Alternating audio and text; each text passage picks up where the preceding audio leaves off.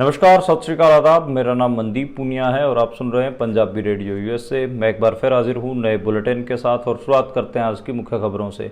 Israeli प्रधानमंत्री Benjamin Netanyahu के America Congress में दिए गए भाषण को लेकर भारत में राजनीति हो रही है। कांग्रेस की नेता प्रियंका गांधी ने कहा है कि इजराइल गजा में जनसंहार कर रहा है और वो बंद किया जाना चाहिए। उन्होंने ये भी कहा कि अमेरिकी कांग्रेस को इजरायली प्रधानमंत्री को भाषण देने के लिए नहीं बुलाना चाहिए था। उत्तर प्रदेश और उत्तराखंड सरकार द्वारा कावड़ रूट यात्रा पर सब्जी वालों, ढाबा मालिकों और फल वालों के नेम प्लेट को लेकर विवाद अब सुप्रीम कोर्ट में चल रहा है। सुप्रीम कोर्ट ने 8 अगस्त तक इस फैसले पर रोक लगा दी है।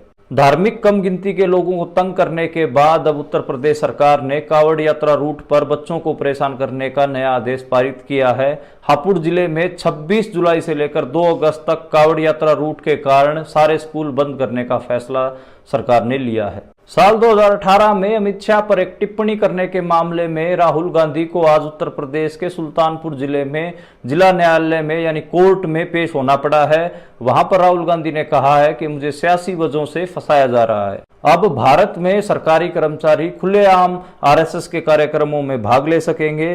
भारत सरकार ने 58 साल पुराने अपने आदेश को बदल दिया है, जिसमें आरएसएस के कार्यक्रमों में सरकारी कर्मचारी शामिल नहीं हो सकते थे। अब वे खुलेआम आरएसएस के कार्यक्रमों में शामिल भी हो सकते हैं और आरएसएस का प्रचार भी कर सकते हैं। हरियाणा विधानसभा चुनाव नजदीक है, लेकिन उससे पहले हरियाणा की कांग्रेस में टूट दिख रही है। अब कुमारी शैलजा ने दीपेंद्र हुड्डा की यात्रा के अलावा अलग से अपनी हरियाणा संदेश यात्रा निकालने का फैसला लिया है। आज पंजाब से आम आदमी पार्टी के सांसद राघव चड्ढा ने पार्लियामेंट में बोलते हुए कहा कि सरकार विपक्ष के नेताओं की फोन टैपिंग करवा रही है, उनकी जासूसी करवा रही है। इसको लेकर केंद्रीय मंत्री जितिन प्रसाद ने कहा कि सरकार ऐसा कुछ नहीं करवा रही है, एप्पल कंपनी के संपर्क में सरकार भी है। हरियाणा के मुख्यमंत्री नायब सिंह सैनी ने फतेहाबाद में एक रैली को संबोधित करते हुए हरियाणा के साबका सीएम भूपेंद्र सिंह हुड्डा के कामों को अपना बताकर गिनवा दिया। इसके बाद जब उनकी किरकिरी हुई तो उन्होंने भाषण लिखने वाले पीआरओ को सस्पेंड कर दिया। आज पंजाब के मानसा में सिद्धू मूसेवाला मर्डर केस की सुनवाई हुई। आरोपियों को वीडियो कॉन्फ्रेंसिंग के माध्यम से पेश किया गया। वहीं सिद्धू मूसेवाला के पिताजी बलकौर सिंह सिद्धू ने कहा कि आरोपियों को वीआईपी ट्रीटमेंट दी जा रही है। पंजाब के गवर्नर बनवारी लाल पुरोहित ने सीएम भगवंत मान पर निशाना साधते हुए कहा है कि भगवंत मान उन्हें बतौर चांसलर नहीं देखना चाहते, इसलिए उन्होंने अपना इस्तीफा दिया था। उन्होंने मीडिया से लगातार भगवंत मान के ऊपर आरोप लगाए हैं। ये थी आज की मुख्य खबरें। अब करते हैं इन खबरों का विश्लेषण और शुरुआत करते हैं पहली खबर से, जो कि इजरायली पीएम बेंजामिन नेतन्याहू के बारे में है। हम सबको पता है कि अमेरिकी कांग्रेस में उन्होंने अपना एक भाषण दिया है। वो भाषण काफ़ी वायरल हुआ। एक हिसाब से उन्होंने जो गजा के ऊपर इजराइल हमले कर रहा है उसको जस्टिफाई किया और उन्होंने ये भी दिखाने की कोशिश की कि ये सभी जो उनके मित्र राष्ट्र हैं, चाहे अमेरिका हो, उन सब के लिए ज़रूरी है। उस भाषण में उन्होंने ईरान का जिक्र भी किया। उन्होंने कहा कि जब इजराइल ईरान के ऊपर हमला करता है तो वो अमेरिका के दुश्मन के ऊपर हमला कर रहा होता है। तो ऐसी कई लंबी चौड़ी बातचीत थी और कहीं ना कहीं उनका जो भाषण था वो दुनिया भर में चर्चित रहा। कई लोगों ने कहा कि देखो कैसे जो बेंजामिन नेतन्याहू है वो लोगों का जो जनसंहार हो रहा है उसको डिफेंड कर रहे हैं और कई सारी बातें निकल के आई। इसी को लेकर भारत में भी एक सियासत आप सबको पता की हुई, क्योंकि भारत में भी मुसलमानों की जो जनसंख्या वो ठीक ठाक है और इसी पर जो कांग्रेस की बड़ी नेता हैं प्रियंका गांधी, उन्होंने भी हमला बोलते हुए कहा कि बेंजामिन नेतन्याहू को अमेरिकी कांग्रेस में बोलने नहीं दिया जाना चाहिए था। जो उनका भाषण है वो बहुत खराब था। उन्होंने उसको क्रिटिसाइज किया। उन्होंने कहा कि जो गजा है, गजा में पत्रकार, लेखक, बच्चे, बूढ़े, गरीब, मजदूर, इन सब के ऊपर जो इजराइल है वो हमला कर रही है, उनको मार रही है और ये मानवता के ऊपर अपराध है, तो ये गलत है। और गजा में इजराइल जनसंहार कर रहा है, यानी कि इसको अगर हम कहें तो एक हिसाब से मास मर्डर कर रहा है। तो प्रियंका गांधी की स्टेटमेंट काफ़ी वायरल हो रही है और प्रियंका गांधी बड़ी नेताओं में से एक हैं, इसलिए बेंजामिन नेतन्याहू पर उनकी ये बड़ी स्टेटमेंट है। और कांग्रेस के कई नेता इजराइल के समर्थन में बात करते रहे हैं। कई नेता कहीं ना कहीं गजा के समर्थन में बात कर रहे हैं, फिलिस्तीन के समर्थन में बात करते रहे हैं। ऐसे ही भारत सरकार का भी रवैया क्लियर नहीं रहा है। एक तरफ तो इजराइल में भारत सरकार अपने सैनिक भेज देती है और अपने सैनिक कह रहा हूँ काम करने के लिए लोगों को भेज देती है, लेबर के काम करने के लिए हरियाणा और पंजाब से। और दूसरी तरफ वो पीस के लिए ये भी कह रही है कि फ़लस्तीन के ऊपर इजराइल हमले बंद करे। तो कोई डुअल एक हिसाब से रिलेशन रहता है उनके। जो इजराइल फ़लस्तीन युद्ध है उसके ऊपर इंडिया कभी क्लियर स्टैंड नहीं ले पाता, तो इस वजह से काफ़ी कन्फ्यूज़न इंडिया में भी होती रहती है। अगली खबर की ओर बढ़ें तो अगली खबर उत्तराखंड से आई और उत्तर प्रदेश से आई। उत्तराखंड और उत्तर प्रदेश में मैंने आपको कई बुलेटिन में बताया है कि कावड़ यात्रा रूट के ऊपर इन दोनों सरकारों ने, योगी सरकार ने, दोनों राज्यों में बीजेपी की सरकार है और बीजेपी ने ये एक ऑर्डर पास कर दिया था कि कावड़ यात्रा रूट पर जो भी ठेले वाला है, सब्जी वाला है, रेडी वाला है, फल वाला है, ढाबा मालिक है, खाने पीने की चीज़ें जो भी बेच रहा है वो अपने नाम लिखेगा। इस वजह से जो धार्मिक कम गिनती के लोग हैं, घट गिनती के लोग हैं, धार्मिक अल्पसंख्यक जो लोग हैं, उनको बहुत सारी दिक्कतें हो रही थी। कहीं ना कहीं उन्हीं को टारगेट करने के लिए फैसला लिया गया था। इसको सुप्रीम कोर्ट में चैलेंज किया गया था। चैलेंज प्रोफेसर पूरन हो, महुआ मोइत्रा हो, और भी कई लोग थे जिन्होंने इसको चैलेंज किया था, जिसके कारण सुप्रीम कोर्ट ने इसके ऊपर स्टे लगा दी है। अब उत्तर प्रदेश में और उत्तराखंड में जो सब्जी रेडी वाले, फल वाले हैं, उनको अपने नाम लिखने की ज़रूरत नहीं है। लेकिन अभी तो रोक ही लगी थी कि उत्तर प्रदेश सरकार एक और बेवकूफ़ी भरा फैसला ले आई है, आदेश ले आई है। जो हापुड़ जिला पड़ता है उसमें यह आदेश दिया है उत्तर प्रदेश सरकार ने, कावड़ यात्रा की वजह से 26 जुलाई से लेकर 2 अगस्त तक सारे स्कूल बंद रहेंगे। मेरे को लगता है कि जो स्टूडेंट्स हैं उनकी पढ़ाई क्यों आपने बाधित करनी, क्यों एक एक हफ्ता कावड़ किसी धार्मिक आयोजन के कारण स्कूल बंद रखने, ये तो मेरी समझ से बाहर है। खैर, इसको भी कोर्ट में कोई ना कोई चैलेंज करेगा ही, और ये गलत फैसला कहीं ना कहीं मैं मानता हूँ। और इसका मतलब लोगों पे असर पड़ता है कि आप एक धर्म को बढ़ावा देने के लिए बाकी के धर्मों को के लोगों के साथ भी ऐसा वितकरा कर रहे हो, धार्मिक वितकरा, और अब स्टूडेंट्स को भी लपेट रहे हो जो अपनी पहली से 12वीं कक्षा पढ़ रहे हैं। कम से कम उन्हें तो पढ़ने दिया जाना चाहिए था, उनकी पढ़ाई तो बाधित धार्मिक आयोजन के लिए नहीं करनी चाहिए थी। अब बात करते हैं अगली खबर की। अगली खबर भी उत्तर प्रदेश से आई। उत्तर प्रदेश के सुल्तानपुर कोर्ट में राहुल गांधी की आज पेशी हुई। मामला साल 2018 का है, जब अमित शाह को राहुल गांधी ने अपने स्पीच में लपेट लिया था। उन्होंने ये कहा था कि जो बीजेपी है वो क्लीन राजनीति की बात करती है, जबकि उनके अध्यक्ष के ऊपर एक हत्या का आरोप है। तो इस स्टेटमेंट को लेकर सुल्तानपुर जो एरिया पड़ता है वहाँ पर उनके खिलाफ शिकायत दी गई थी, मानहानि का मुकदमा दर्ज करवाया गया था और अब उसमें पेशी हुई है। तो राहुल गांधी 12 पेशियों पर आए नहीं थे, अब 13वीं पेशी पे आज पेश हुए, क्योंकि वहाँ के जो जज थे उन्होंने कहा कि अगर अब की बार पेश नहीं हुए तो वो कोई कड़ा फैसला लेंगे। और इसमें आज जब राहुल गांधी अपनी स्टेटमेंट दर्ज करवाने के लिए गए तो उन्होंने कहा कि ये उनको सियासी तौर पर फंसाने की साजिश है। उन्होंने कोई ऐसा गलत नहीं कहा था, उन्होंने कोई तथ्य तोड़ मरोड़ कर पेश नहीं किए थे। हालांकि अब देखना होगा कि वहाँ की अदालत का क्या रुख रहता है, क्या फैसला वहाँ की अदालत सुनवाती है। अब हम अगली खबर की ओर बढ़ते हैं और अगली खबर हरियाणा से है। हरियाणा में हम सबको पता है कि विधानसभा चुनाव होने वाले हैं, लेकिन विधानसभा चुनाव से पहले ही हरियाणा कांग्रेस की हालत ठीक नहीं है। कुछ दिन पहले मैंने अपने बुलेटिन में बताया था कि जो दीपेंद्र हुड्डा हैं, भूपेंद्र हुड्डा के बेटे, वो हरियाणा में हरियाणा मांगे हिसाब नाम से एक यात्रा निकाल रहे हैं और कुमारी शैलजा को भूपेंद्र हुड्डा के एंटी गुट माना जाता है। अब कुमारी शैलजा ने इस यात्रा से अलग एक यात्रा निकालने की घोषणा कर दी है और उस यात्रा के पोस्टर में न तो उदय भान का नाम है, ना पोस्टर है, ना भूपेंद्र हुड्डा का कोई नाम है, ना पोस्टर है। और इस यात्रा का नाम रखा है इन्होंने हरियाणा संदेश यात्रा। कुमारी शैलजा ने बताया कि इस यात्रा का मकसद हरियाणा में जो शहरी इलाके हैं वहाँ पर बीजेपी को एक्सपोज करने का इस यात्रा का मकसद है। अब देखना होगा कि ये गुटबाजी कितनी चल पाती है।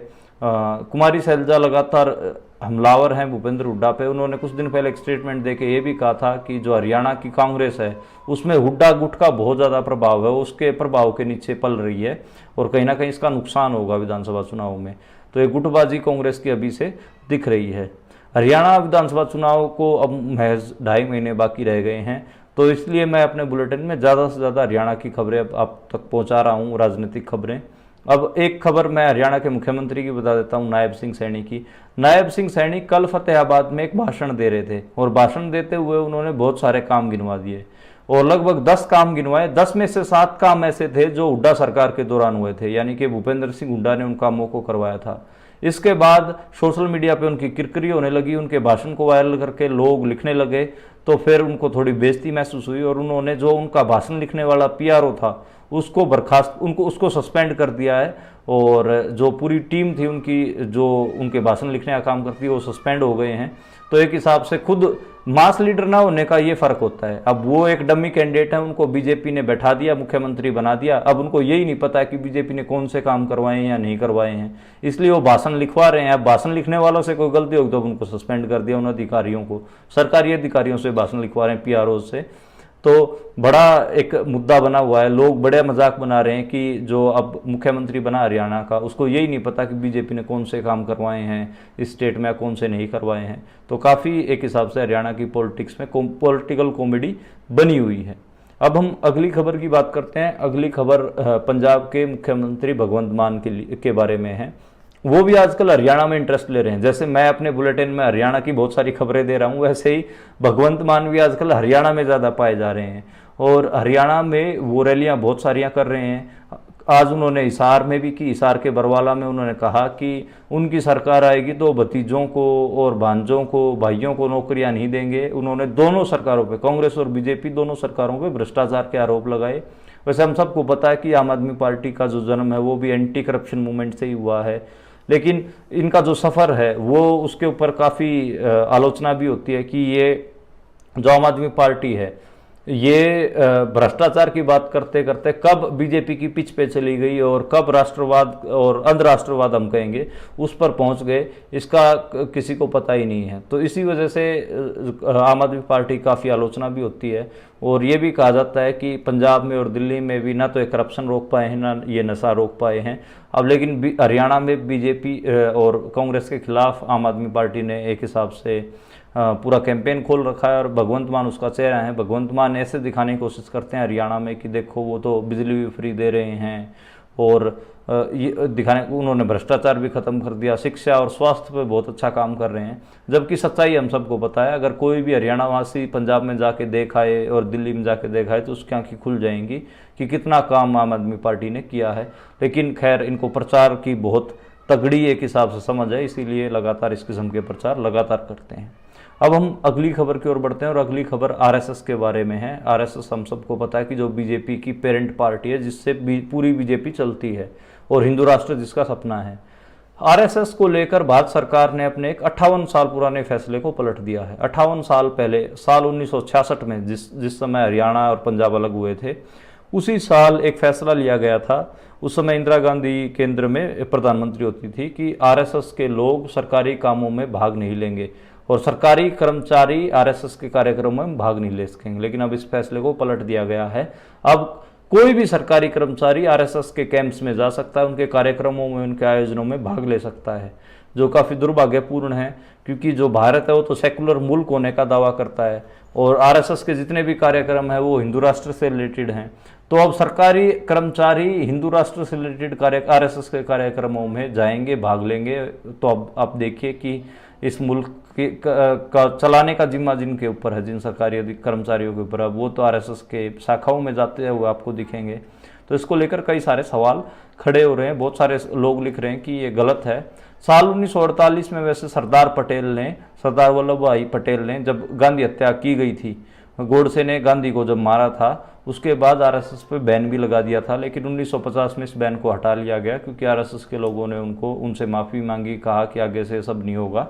लेकिन साल 1966 में जो सरकारी कर्मचारी थे उनके ऊपर रोक लगा दी थी कि आप आरएसएस के किसी भी कार्यक्रम में भाग नहीं लेंगे। लेकिन अब 58 साल पुराने फैसले को मोदी सरकार ने पलट दिया है।